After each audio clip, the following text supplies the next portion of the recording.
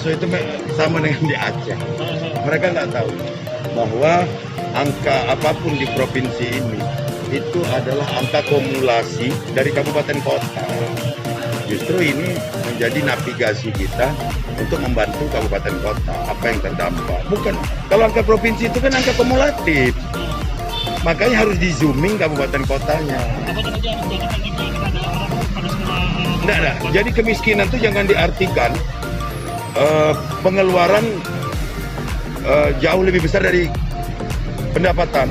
Bukan, yang dihitung itu adalah base commodity.